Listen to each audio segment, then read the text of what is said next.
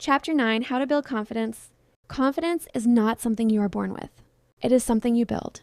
You build confidence by keeping promises to yourself, improving your skills, facing your fears, practicing daily, accepting failures, getting out of your comfort zone. Confidence grows when you prove to yourself that you can do difficult things. Chapter 10, Purpose, Meaning, and Direction in Life. You don't need to have everything figured out. You don't need to know your purpose right now. You just need to take steps forward. Purpose is not found, it is built. Try new things, learn new skills, explore new areas, stay curious. Your purpose will appear when you grow. Chapter 11, Becoming the Best Version of Yourself. Becoming the best version of yourself is a journey of learning, changing, healing, growing, improving, evolving.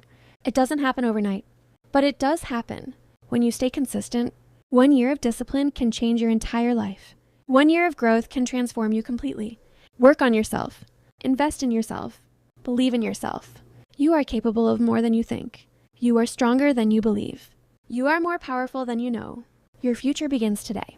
Your transformation begins today. Your new chapter begins right now.